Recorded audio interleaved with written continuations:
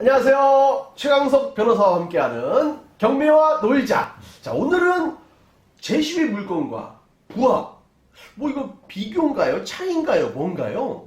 용어가 다 어렵죠. 네. 제시의 물건도 어렵고 부합도 어려워요. 그러니까요. 그래요. 우리가 이제 경매 하다 보면은 그 제시의 물건이라고 하는 그런 것에 많이 보죠. 노출되죠. 네.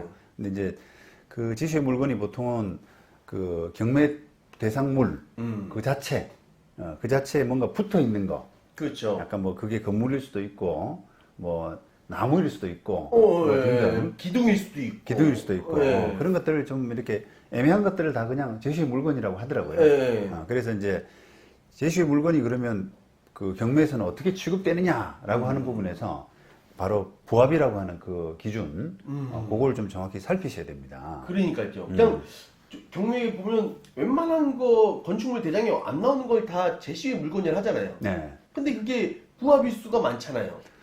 부합 될 수도 있고 안 될 수도 있는데요. 그러니까. 우리가 한번 해볼까요?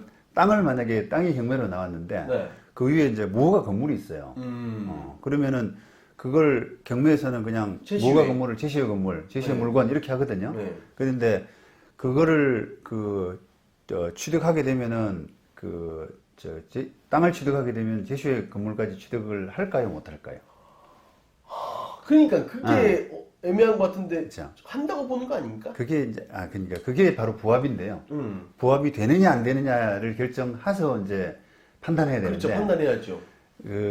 독자적인, 그러니까 우리가 이제 토지가 이제 경매로 나오게 된 권원, 그러니까 채무 명의 근거, 이런 것들이 만약에 뭐 저당권 설정을 했다. 예를 들면, 네. 보면은 토지의 저당권 설정한 게 독립적인 물건인 건물에는 안 미치거든요.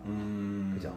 그러니까 토지에 저당 잡은 걸로 경매를 치게 되면은 토지만 그렇죠. 갖게 되죠. 네, 그런데 그 위에 붙어 있는 뭔가를 같이 취득하려면 부합이 돼야죠. 돼야 되는 거죠. 네. 근데 그게 독립적인 건물, 네. 독립적인 물건인 건물로 인정되게 되면은 그거는 그렇죠. 따져야죠. 별개의 건물이 돼가지고 그렇죠. 그죠. 그렇게 되기 때문에 소유가 다른 거죠. 부합이 안 되는 거잖아요. 네. 그러면 우리가 그 부합이 되느냐 안 되느냐라고 하는 그 부분에서 이제 경매 진행에서부터 차이가 나는 겁니다. 그렇죠. 나중에 낙찰 받는 건 변론으로 하고요. 그러면 경매법원에서 만약에 이제 토지를 경매로 넣는데 거기에 뭐가 건물이 있단 말이죠. 그러면 이제 그거를 감정평가를 해야 될지 말아야 될지 뭐가 건물에 대해서 제값을 만약에 부합이 된다라고 하면은 그 뭐가 건물에 대한 감정평가를 하고 그걸 최초 경매가로 해가지고 시작을 해야 되잖아요. 그렇죠. 그죠? 자, 반대로, 네. 반대로 그게 부합이 안 제시외라면. 된다라고 하면, 네. 아니, 제시외이라는 거는 그게 부합이 된다 안 된다 용어라기보다는 그냥 토지와 좀 별개로 뭔가 있는 제시외 이런 뜻이라서. 이거 알겠어요. 그죠? 네. 개념 구분이 하여튼 제시외 건물로서 부합이 되는 경우와 안 되는 경우 그렇게 따지는데 부합이 된다라고 보면은 그거를 감정평가를 같이 해가지고 통으로 해야죠. 이게 통으로 하든 따로 하든 간에 토지 따로 그다음에 제시외 건물 따로 해서 두 개를 합쳐서 최초 감정가로 해가지고 팔아야 되잖아요. 그죠? 그게 맞는 순서겠죠. 그렇죠. 맞죠. 그런데 경매법원이 볼 때 그게 제시외 물건이라고 하는 건물이 부합이 안 된다라고 하게 되면은 부합이 안 되는 걸로 보이잖아요. 그러면은 감정을 해서는 안 돼요. 네. 제시 건물은 감정을 해서는 안 되고 땅만 감정을 해서 땅만 팔아야 되거든요. 그죠? 그렇죠. 그러면은 이제 그것이 맞는 부분인데 문제는 이제 경매법원에서 그렇게 일응의 판단을 했지만 실제로는 이게 정확히 판단이 안 되는 경우가 많습니다. 그게 이제 아무래도 그 부합이 됐느냐 안 됐느냐는 약간의 그 현장을 가야 되고 또 여러 가지 그 종합적인 평가를 해야 되는 그렇죠. 그런 봐야죠. 부분이 있는데 경매법원에서는 그냥 탁상만 하잖아요. 그래서 사진만 보고. 그러다 보니까 이게 오판이 난단 말이죠. 그러다 보면 이게 이제 그 경매법원의 잘못된 판단이 어떤 사람한테는 행운을 또 어떤 사람한테는 불행을 가져오는 그러겠네요. 그런 결과가 되거든요. 그래서 오늘 소개시켜드리는 사건도 의뢰인 입장에서는 좀 행운을 얻은 그런 사건입니다. 자, 우선 이제 부합에 관련된 법조문을 보시면은 민법 256조인데요. 부동산의 소유자는 그 부동산에 부합한 물건의 소유권을 취득한다. 이렇게 해서 부합을 하고 있고요. 그러나 타인의 권한에 의해서 부속된 것은 그러하지 아니하다. 이게 이제 관련 규정입니다.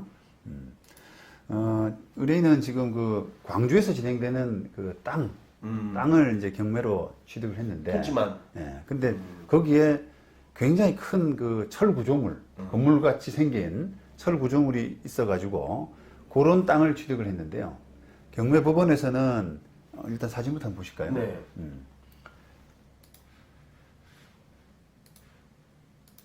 자, 이런 사진입니다. 건물같이 생겼죠? 아유, 이건 다 올라갔네요. 다 올라갔죠. 네.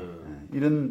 이런 정도의 이제 규모니까 그 경매법원에서는 어떻게 판단했냐면 땅이 경매로 나왔는데 이 철 구조물을 어떻게 볼 거냐라고 하는 부분에서 부합이 안 됐다라고 본 거예요. 부합이 안 됐다라고 보고 철 구조물이 가치가 이제 우리가 나중에 본 재판을 해서 해보니까 한 3억대? 아, 진짜요? 네, 그러니까 굉장히 큰 가치로 나타났어요. 그런데 이제 이걸 경매법원에서는 부합이 안 됐다라고 보고 별개의 물건이라고 보고 땅만 감정을 해가지고 그걸 경매에 붙였는데 의뢰인이 그 땅을 사고 나서 땅을 살 때 이거는 땅을 취득하면은 그 구조물까지 부합된 걸로 보고 가져올 수 있겠다 생각을 한 겁니다. 아주 영리하게 판단한 거죠. 와. 근데 왜 그렇게 판단했냐면 이 사진에서 보시는 것처럼 이게 독립한 건물이 되려면 이 기둥과 지붕 그다음에 주벽이라고 그래서 둘레벽이 있어야 되는데 이게 딱 보니까 지붕은 좀 있어 보이고 기둥도 있어 보이는데 둘레벽이 없어 보이잖아요. 주벽이. 경매 전에 좀 두르지.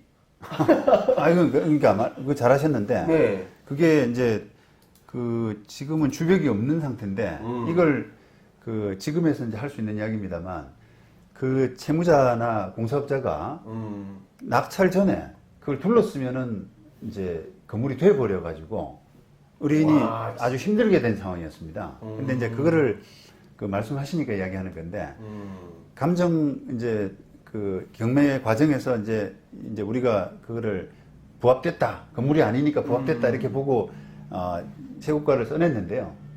그 잔금 치를 때까지 조마조마한 거예요. 둘를까봐. 주벽을 둘를까봐. 그러면 이게 건물이 되니까 복잡해져요, 되게. 그게.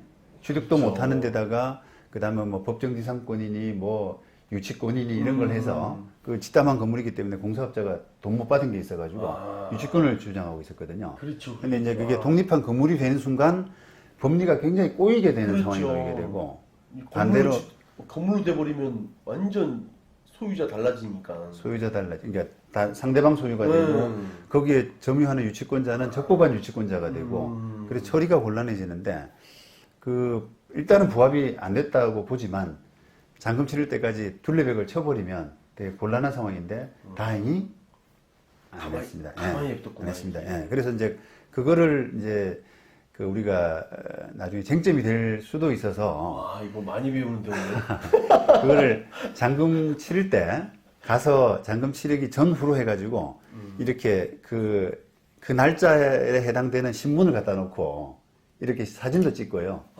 증거를 다 놨더군요. 그렇죠. 잔금 치를 때까지 그게 둘레벽이 없다라고 하는 부분을 입증하기 위해서 제가 자문을 하고 했는데요. 그런 부분을 하기 위해서 온갖 그걸 했는데 결국은 상대방이 그걸 모르더라고요. 잔금 치르기 전까지 그걸 둘레벽을 쳤으면은 자기한테 유리할 수 있다라고 하는 부분을 모르고 계속 저 상태로 그냥 놔둔 겁니다. 방치해놨구나. 방치하고 재판을 한 거죠. 이렇게 높이 올라가는데 이걸 어떻게 하겠어라고 방심했구나. 그러니까 둘레벽을 치면은 유리할 거라는 걸 모르는 거죠. 그러니까 이제 예를 들면 이제 그걸 캐치했다라 그러면은 제깍 가서 언제든지 그렇죠. 잔금 치르기 전에 하면 좋고 또 잔금 치른 후에라도 조금 살짝 이렇게 붙여놓게 되면 그러니까 철판만 이렇게 둘렀으면 되는데. 그래 놓고 이제 잔금 치르기 전에 했다 이렇게 뭔가 주장을 할 법한데 그런 액션 자체가 아예 없었어요. 아이고. 그러다 보니까 진짜 그 사람한테 불행이고 낚시할자한테는 행운이네요. 예, 이제 지금 와서 이제 그 처음으로 이제 공개해 드리는 이야기죠. 비하인드 스토리인데요. 네, 이게. 네, 네. 그래서 그런 덕분에 어쨌든 이게 그 이제 부합으로서 인정돼 가지고 의뢰인이 큰 덕을 본 그런 사안이 됐습니다. 자, 이 소송은 이제 그 상대방 그 건물 소유자, 건물 이제 건축주죠. 그다음에 또 그 유치권자, 공사업자 이런 사람들 상대로 그 내 건물에서 나가줘. 그다음에 네가 건물을 점유하고 있으니까 부당이득도 해줘. 이런 식의 이제 부당이득까지 받아냈어요? 부당이득까지 받아냈죠. 1200. 근데 이제 이 사건에서 쟁점이 결국은 그걸 이제 부합된 걸로 볼 수 있느냐. 그러니까요. 라고 하는 것이 쟁점이 된 겁니다. 상대방은 뭐 말이 안 된다, 정말. 그렇죠. 열받겠네요. 예. 상대방이 말이 안 된다. 라고 하면서 아무리 항변을 했지만 결국은 여기 보시는 것처럼 대법원 판례상 건물이 되려 그러면 최소한 기둥, 지붕 그리고 주벽이 돼야 된다. 그런데 아무리 봐도 주벽이 없다. 그러니까 이건 독립한 건물이 아니고 토지에 부합됐다. 그러니까 토지 낙찰 받은 사람이 가지는 거다. 와, 아주 새로운 걸 알았네요. 진짜. 예. 야, 이거 진짜. 그렇게 판단했어요. 그러다 보니까 자연스럽게 그 건물, 남의 건물에 지금 점유하고 있는 판이니까 남의 건물에서는 다 유치권자도 대항 못하니까 나가줘야 되고 부당이득도 해야 되고 그런 와, 말이에요. 진짜 이거 경매하시는 분들은 이 영상 진짜 꿀팁 같아요. 네. 네, 이거 모르는 사람 많습니다. 네. 그리고 주벽이라는 게 이렇게 중요한지 모르는 상대방 변호사도 그러더라고요. 이게 이제 1심에서 마무리된 게 아니라 2, 3심까지 올라갔었는데 2심 가서 상대방 변호사가 하는 하소연이 뭐냐면은 이게 만약에 건물이 아니라서 토지 소유자가 공짜로 먹을 수가 있다 그러면 자기도 오늘부터 그 현장 돌아다니면서 저런 식의 된 그 철구조물을 낙찰받겠다고 주벽이 안 돼 있는 것들이 좀 많이 있잖아요. 그렇죠, 많죠. 그러니까 주벽이 안 돼 있는 건물은 땅만 취득하면은 그냥 철구조물까지 다 가져간다는 소리가 되니까 자기도 그렇게 하겠다라고 막 하소연을 어필을 했는데 결국은 안 받아들여졌죠. 그게.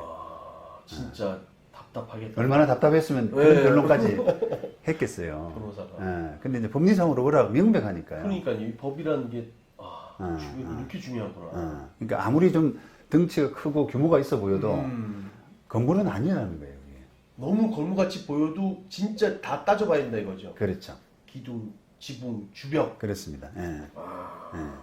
그래서 이제 의뢰인으로서는 굉장히 좀 행운을 얻은 경우고 또 상대방으로서는 좀 불행하게 된.